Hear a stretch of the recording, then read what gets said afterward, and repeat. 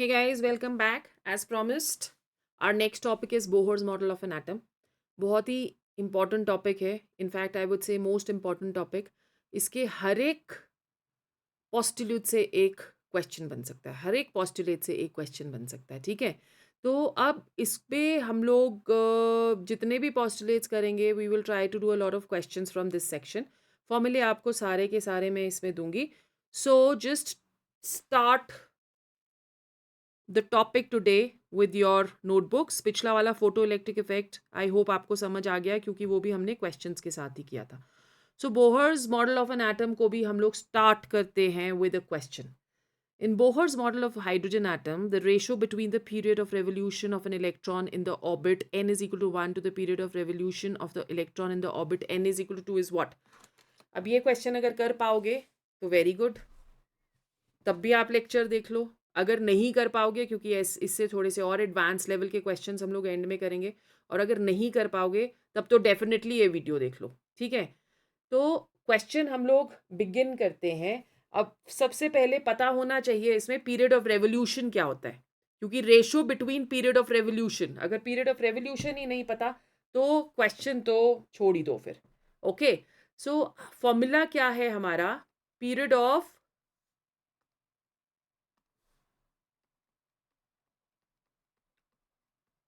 One revolution. क्या formula है, याद है? नहीं याद है? चलो कोई बात नहीं, अभी याद होना चाहिए. वैसे नीट आने वाला है तुम्हारा.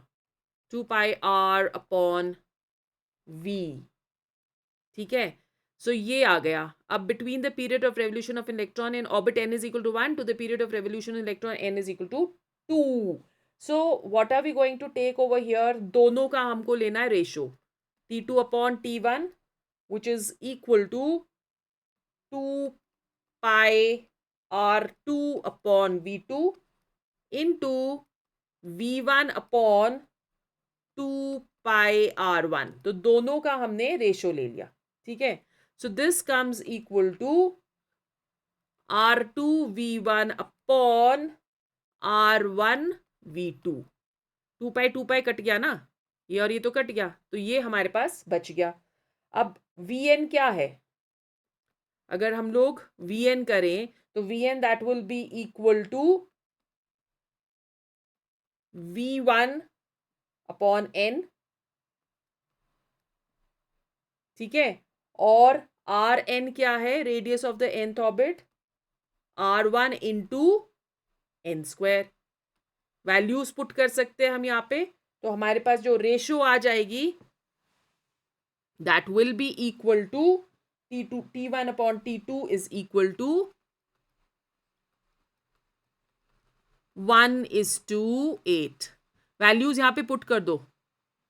पुट करोगे जब आप values r2 into N square, और इसकी वैल्यू भी आप पुट कर रहे हो v1 is equal to vn, तो आपके पास जो वैल्यू आ जाएगी T1/T2 that is equal to 1:8.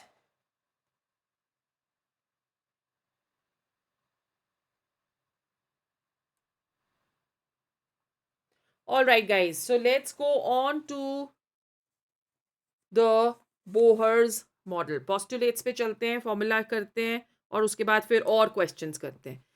Simple रथरफोर्ड्स model को ब्लो मिला था. ठीक है? क्योंकि रथरफोर्ड्स मॉडल जो था वो बोहर मॉडल के बहुत सारी quantization of energy, one of the most important things, उसको एक्सप्लेन नहीं कर पाया था. सो उसके बाद हाइड्रोजन स्पेक्ट्रम भी एक्सप्लेन नहीं कर पाया था. तो बोहर का मॉडल क्या बोलता है? Electrons move around the nucleus in fix circular orbits, जिनको एनर्जी लेवल्स बुलाते हैं. n is equal to 1, n is equal to principal quantum number, principal shell.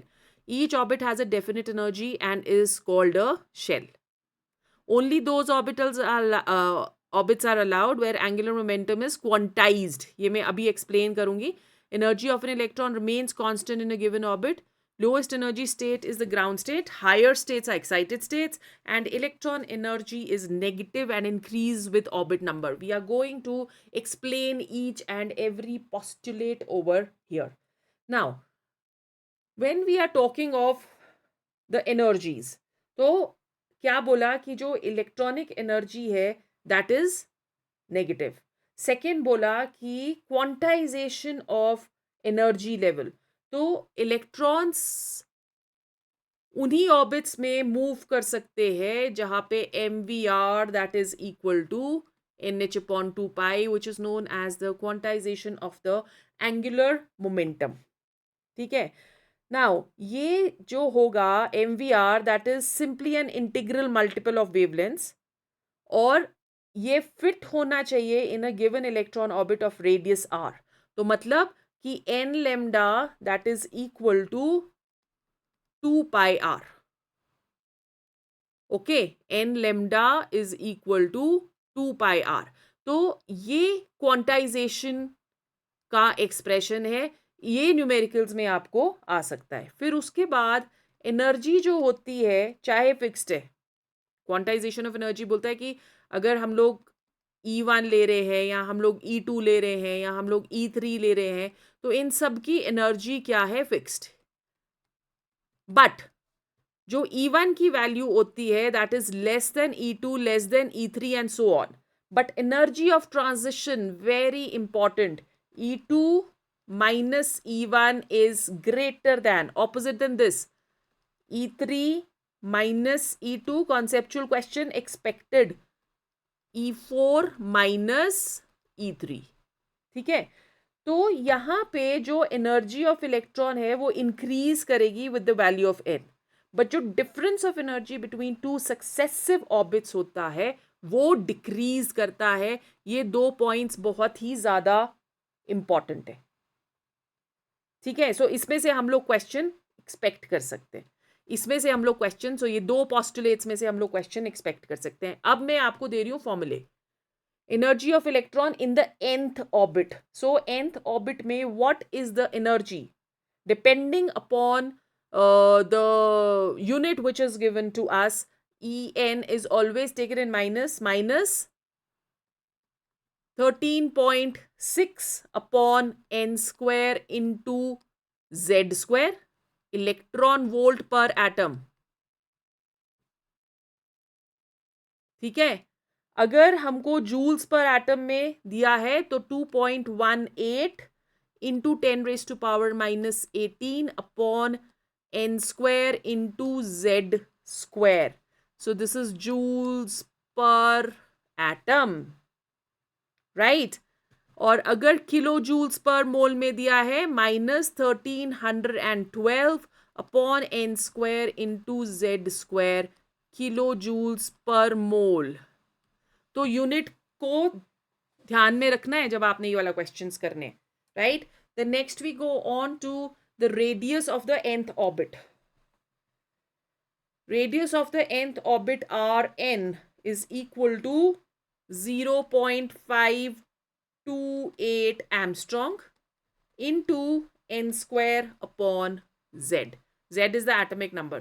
क्योंकि ये सारे के सारे जो भी फॉर्मूला है ये हाइड्रोजन लाइक आयंस के लिए, ठीक है, 1 इलेक्ट्रॉन सिस्टम्स के लिए ये सारे, यही इसका ड्रॉबैक भी था. So radius of the nth orbit is going to be this. Velocity of the nth orbit, velocity हमने ऊपर करा that is equal to NH upon 2 pi mr according to the quantization वाला जो हम लोगों ने करा था. Putting the values over here, ये आपके पास आ जाएगी 2.19 into 10⁻8 upon n z centimetre per second. Okay. जो वेलोसिटी इलेक्ट्रॉन की होती है इन first orbit of hydrogen, remember that is equal to 1/137 of the velocity of light. Okay. एक पोल भी मैंने डाला है कम्युनिटी पे, प्लीज उसको भी चेक करो. आंसर्स उसमें आ नहीं रहे हैं मुझे क्योंकि उसके accordingly I have to plan my next playlist, right? So ये आ गया आपके पास velocity of the nth orbit. Then kinetic energy of electron in the nth orbit. So kinetic energy e k ये वाला क्वेश्चन भी बहुत ही कॉमन हो गया है आजकल. So that will B 13.6 into z square upon n square electron volt, right? Electron volt को कैसे कन्वर्ट करते हैं पता है ना, हमने पिछली वाली फोटो इलेक्ट्रिक इफेक्ट में वो सिखाया है, तो जिसको नहीं आता go back to that video. Okay, then we go on to the potential energy of electron in the nth orbit. जो पोटेंशियल एनर्जी होती है that is equal to minus 27.2 z square upon n square electron volt. Notes first chapter के आपके upload हो जाएंगे Telegram channel पे, तो please Telegram channel पे चले जाओ. Once you have seen all the videos, वो नोट्स आपको काफ़ी हेल्प करेंगे. तो अब आपने काइनेटिक एनर्जी कर दी, पोटेंशियल एनर्जी कर दी, टोटल एनर्जी क्या हो गई भाई साहब? E n is equal to e k plus e p, that is equal to minus 13.6 z square upon n square. Right. फिर एक और क्वेश्चन में देख रही हूँ कुछ सालों से आ रहा है, that is on the number of revolutions, जैसा हमने क्वेश्चन किया है per second in the nth orbit अभी किया ना. So number of revolutions per second in the nth orbit V N upon 2 pi r n, which is equal to velocity of the electron in the nth orbit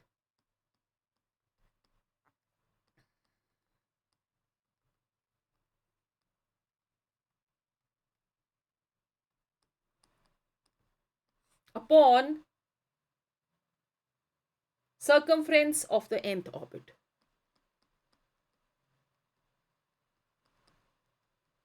So इसी के साथ का हमने अभी एक क्वेश्चन किया है. इसके साथ कुछ टर्म्स भी आपको आने चाहिए, जैसे फॉर एग्जांपल कि एंगुलर वेलोसिटी क्या होता है. एंगुलर वेलोसिटी को हम डिनोट करते हैं by omega, that is equal to v upon r, that is velocity upon radius. Second पता होना चाहिए, पता ही है वैसे तो आपको, अभी किया भी है हमने. एंगुलर मोमेंटम क्या होता है? That is equal to, very good, mvr. फिर जी एक और, नंबर ऑफ स्पेक्ट्रल लाइंस, ये भी एक बड़ा इंपॉर्टेंट टॉपिक है, बड़ा इंपॉर्टेंट पॉइंट है. नंबर ऑफ स्पेक्ट्रल लाइंस आप कैसे कैलकुलेट करोगे? Number of spectral lines is equal to n minus 1 upon 2. ओहो, 2 को क्या हो गया? n minus 1 upon 2. इस तरह से आप स्पेक्ट्रल लाइंस फाइंड कर सकते हैं. राइट. अभी एक मैं आपको शॉर्टकट दे रही हूँ, एक ट्रिक दे रही हूँ, जिसमें अगर एक इलेक्ट्रॉन है वो अकोमोडेट हुआ है बोहर्स ऑर्बिट में, only when circumference of the orbit is an integral multiple of its wavelength, जैसे कि हमने बोला कि 2 pi r is equal to n lambda. तो अगर हम कुछ वैल्यूज़ जो हैं याद कर लें, वैसे तो हम लोग कर चुके हैं बट स्टिल अगर हम कुछ वैल्यूज़ याद कर लें तो हमारे लिए कैलकुलेशंस ईजी हो जाती है. जैसे for example number of orbit, अगर हाइड्रोजन के लिए बात कर रहे हैं हम, ये फर्स्ट ऑर्बिट है. सो एनर्जी अगर हम लोग कैलकुलेट कर रहे हैं इलेक्ट्रॉन वोल्ट पर एटम में, मोस्टली इसी में ही आती है आपको, then it is minus 13.6 electron volt per atom. Okay. और दूसरा जो आपको आ सकता है that is joules per atom, energy in joules per atom. So first orbit के लिए for hydrogen it is minus 21.79 into 10 raised to power minus 19, और more appropriately 2.18 into 10 raised to power minus 18. अब इसको आप सेकेंड ऑर्बिट के लिए directly भी learn कर सकते हो ताकि कैलकुलेशन से आप बच जाओ. सो इलेक्ट्रॉन वोल्ट पर एटम में ये माइनस 3.4 आ जाती है. ठीक है, क्योंकि आपको मल्टीपल चॉइस क्वेश्चंस इसमें से आ सकते हैं. और ये आपकी minus 5.42 into 10 raise to power minus 19. पता है आपको कि एन स्क्वायर के साथ करना है तो 4 के साथ डिवाइड करोगे तो डेफिनेटली यही आएगी. थर्ड ऑर्बिट के लिए this will be minus 1.51 electron volt per atom and minus 2.41 into 10 raised to power minus 19. And for the fourth orbit this value becomes minus 0.85 electron volt per atom, और ये आ जाता है हमारा -1.36 into 10⁻⁻19। Okay, हाँ, ई infinity के लिए तो zero ही होएगी, correct. So E infinity it is 0 and 0. So these values will help you save time on your calculations अगर आपको पता है. I am going on to question number 2 guys. Question number 2, if the series limit of wavelength of, series limit याद है ना, hydrogen वाले में पढ़ी आपने, नहीं किसी ने पढ़ी तो प्लीज हाइड्रोजन स्पेक्ट्रम वाला जो टॉपिक है उसको देखो. So if series limit of wavelength of Lyman series for the hydrogen atom is 912 Armstrong, then the series limit wavelength of the Balmer series of hydrogen atom is what? बहुत simple सा question है. इसमें क्योंकि सिर्फ ये दिक्कत है कि आपको फिगर्स सेम दिए हुए हैं, तो ये आ गया 1/λ Lyman. क्या वैल्यू होती है? करा ऐसा क्वेश्चन एक हमने पहले भी हाइड्रोजन वाले में किया है. देखो, अगर प्लेलिस्ट आप नहीं देखोगे तो फिर आप मिस कर रहे हो ना पॉइंट्स को, तो प्लेलिस्ट देखो पूरी. -1/∞², और उसी तरह से 1/बामर क्या हो गया? बामर में N1 की वैल्यू होती है 2. सो RH 1/2² -1/∞².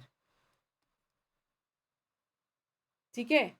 So on calculating this what will you get? ये 2 का स्क्वायर है, वैसे तो you would have got it directly only. N1 के ऊपर ही डिपेंड कर रहा है ये, तो सीधा आंसर आपका ये आना चाहिए, 912 into 4 Armstrong. Okay, alright guys, so this is all what we have for today. हमारा जो नेक्स्ट टॉपिक आने वाला है इसके बाद, that is going to be de Broglie and Heisenberg uncertainty principle, उसके ऊपर क्वेश्चंस. तो please please please stay focused, stay consistent and stay tuned. I will see you soon.